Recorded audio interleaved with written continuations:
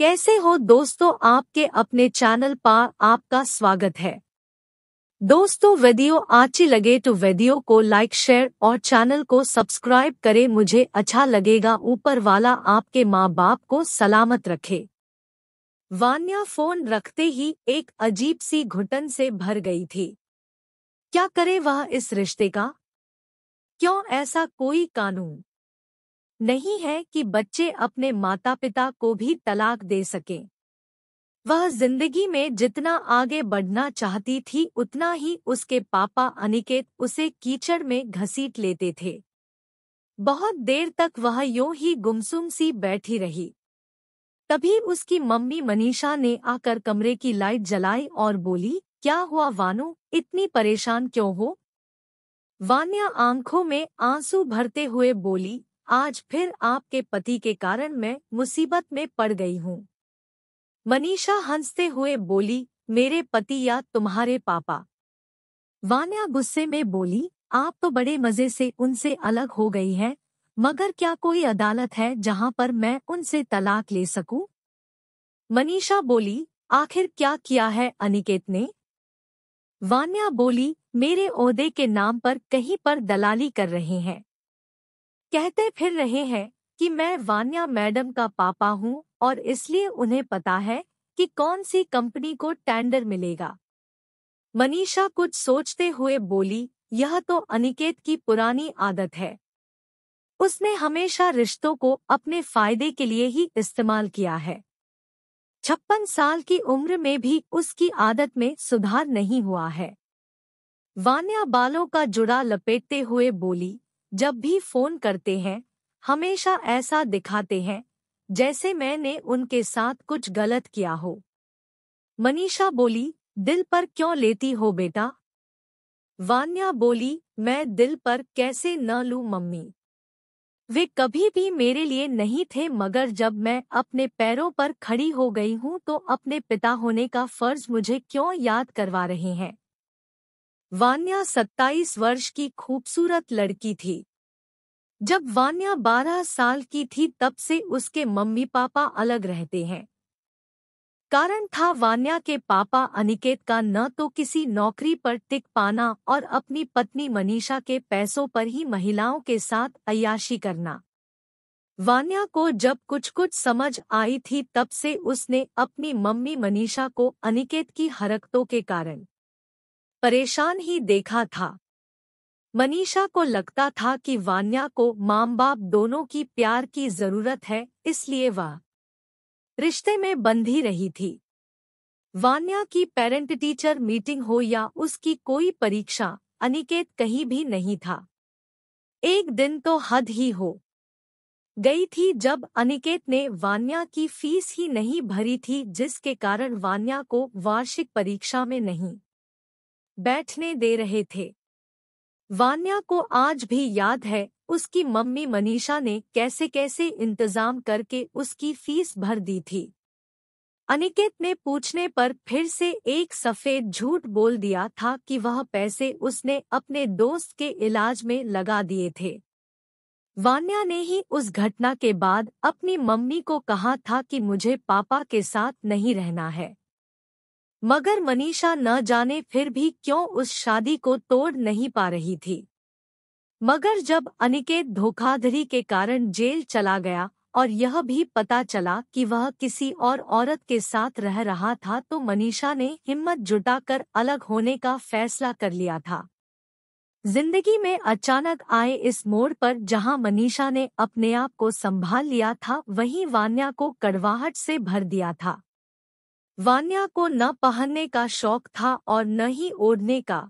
सारा दिन जोगिन सा वेश धरे वान्या घूमती रहती थी, मगर वान्या की आंखों में गजब का आकर्षण था और वह बेहद खूबसूरत भी थी।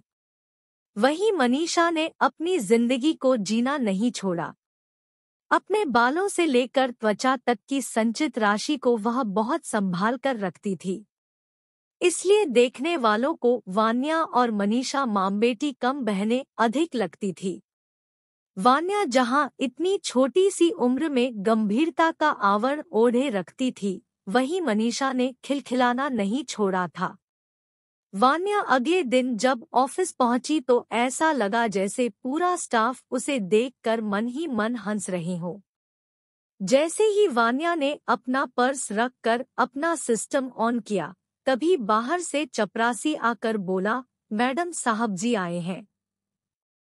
वान्या इससे पहले कुछ कहती ही से निपोरता हुआ अनिकेत अंदर आ गया और आते ही बोला, वानो, अफसर बिटिया से मिलने के लिए तो अपॉइंटमेंट लेना होता है। सुबह से चाय भी नसीब नहीं हुई, मगर इससे किसी को क्या फर्क पड़ता है। वह तो तेरा नसीब अच्छा है जो तुझे सरकारी नौकरी में इतना अच्छा ओहदा मिल गया है। वान्या रूखे स्वर में बोली, पापा, इसमें नसीब का नहीं, मेरी और मम्मी की मेहनत का नतीजा है। अनिकेत बेशर्मी से बोला, और मेरा योगदान? वह तो तेरी मम्मी ने मेरी एक छोटी सी गलती पर मुझे अपनी जिंदगी से बाहर कर दिया था। तुझे क्या पता कितना मुश्किल है अपने बच्चे के बिना रहना। वान्या खुद को संभालते हुए बोली, पापा, आप मेरा नाम लेकर अपनी प्रॉपर्टी का बिजनेस मत कीजिए। एक आदमी मेरे नाम का इस्तेमाल करके लोगों को उल्लू बना रहा है। अनिकेत बोला, तुमने विश्वास कर लिया, बस इतना ही जानती है तू मुझे?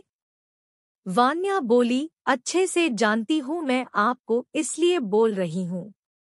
अनिकेत बिना कुछ बोले बाहर निकल गया। वान्या को अच्छे से पता था कि अनिकेत हर जगह सहानुभूति बटोरता फिरता है। उसे रह रह कर अपनी माँ के कमजोर वजूद पर गुस्सा आ रहा था कि क्यों नहीं वह कानूनी रूप से अलग हो जाती है। क्यों आज भी वे इस रिश्ते की लाश को ढो रही थी। जब रात को वान्या घर पहुंची तो मम्मी इंतजार ही कर रही थी। खुश होते हुए बोली, तुम्हारी बुआ ने तेरे लिए बहुत अच्छा रिश्ता भेजा है। वान्या बोली, एक रिश्ते का हश्र देख चुकी हूँ, दोबारा हिम्मत नहीं है यह सब झेलने की। मनीषा बोली, अरे, सब मर्द एक जैसे नहीं होते, और फिर तेरी बुआ बोल रही है कि वे सब संभाल लेंगी। किसी को पता नहीं लगने देंगी कि तेरे पापा हमारे साथ नहीं रहते हैं।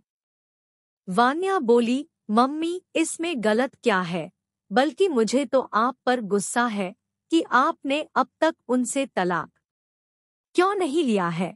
मनीषा वान्या की चिरौरी करते हुए बोली, वानो, तू कुछ नहीं समझती, लड़का भी तेरी तरह क्लास 1 ऑफिसर है और बहुत अच्छे परिवार का है। आज लोग रिश्ते भी बता रहे हैं, और सबसे बड़ी बात, उन्हें कोई दहेज नहीं चाहिए। वान्या को अच्छे से पता था कि यह पहला रिश्ता है जिन्हें दहेज नहीं चाहिए, और वह बनती हुई बात बिगाड़ना नहीं चाहती थी। रविवार को आरव और उसके परिवार का आना तय था। वान्या ने पहली बार अपनी मम्मी को इतना खुश देखा था। मनीषा बार बार कह रही थी कि वान्या, अगर तेरी खुशी के लिए, तेरे अच्छे भविष्य के लिए मुझे थोड़ा समझौता भी करना पड़ेगा तो कोई बात नहीं। इससे पहले वान्या कुछ कहती या समझती, अनिकेत अपनी अटैची लिए पिंकी बुआ के साथ दरवाजे पर खड़ा था। पिंकी बुआ वान्या को गले लगाते हुए बोली, देख, तेरी शादी के साथ साथ मेरे भाई का वनवास भी समाप्त हो जाएगा। वान्या बिना कुछ बोले दफ्तर चली गई थी। वहां जाकर उसने अपनी मम्मी को फोन लगाया। यह क्या ड्रामा है मम्मी, आपने कैसे पापा को घर के अंदर घुसा लिया है। मनीषा बोली, बेटा, यह सब तेरी भलाई के लिए है।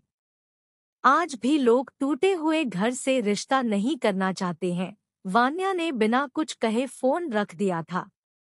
मन ही मन वह सोच रही थी कि झूठ की नींव पर वह कैसे एक प्यार भरे रिश्ते की शुरुआत कर सकती है।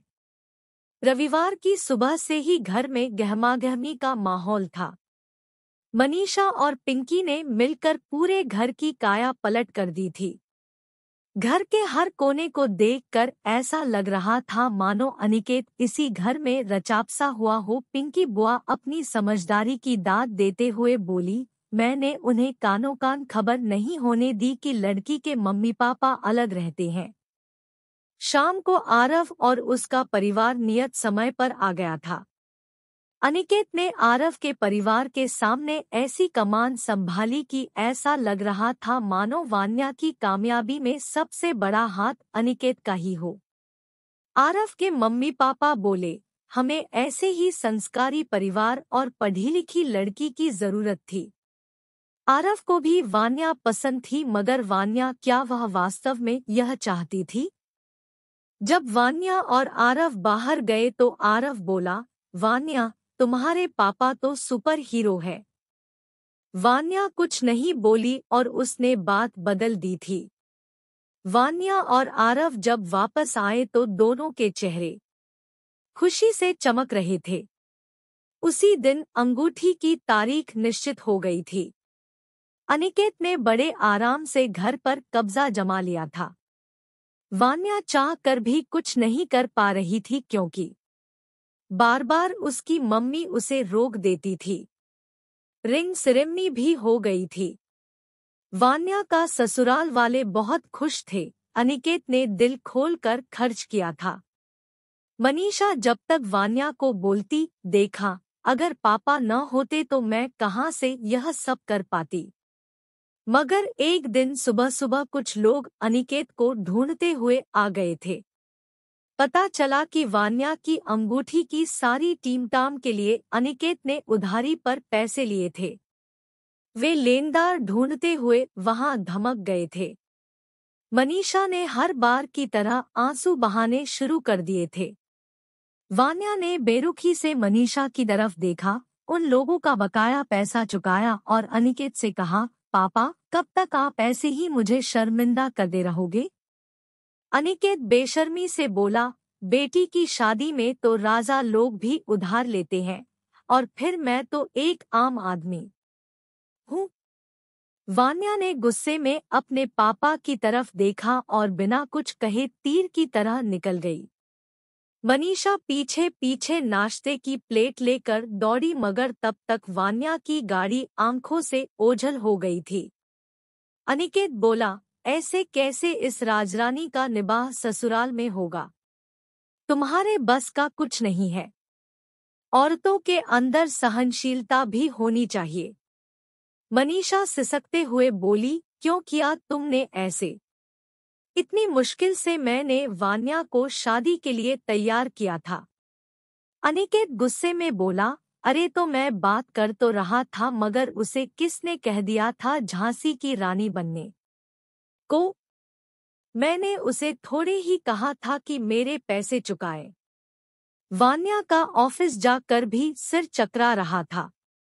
बार बार उसे लग रहा था कि वह आरव के साथ गलत कर रही है। दोपहर को लंच टाइम में वह आधी दिन की छुट्टी लेकर आरव से मिलने चली गई। आरव किसी मीटिंग में व्यस्त था। उसने वान्या को कहा, तुम सीधे घर पहुंचो, एक साथ दोपहर का खाना खाएंगे। वान्या को बिना किसी पूर्व सूचना के आरव के घर जाने में थोड़ी झिझक महसूस हो रही थी, मगर आरव बोला, मम्मी को बता दिया है मैंने। जब वान्या आरव के घर पहुंची तो आरव की मम्मी रसोई में भिंडी की सब्जी काट रही थी।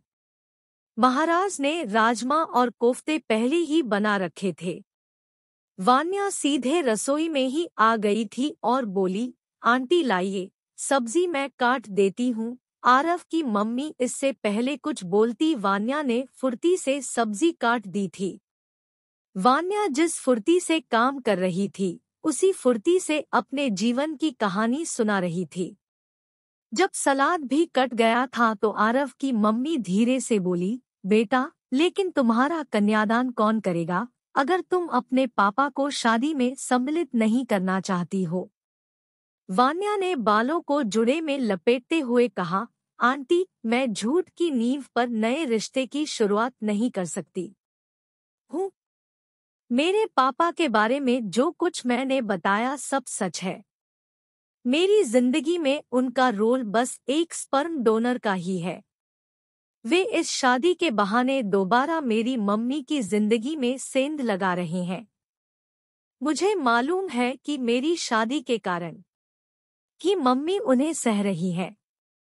अगर आपको सब सही लगे तो आप बता दीजिए, नहीं तो कोई नहीं। जैसे ही वान्या पीछे मुड़ी, आरव रसोई के दरवाजे पर ही खड़ा था।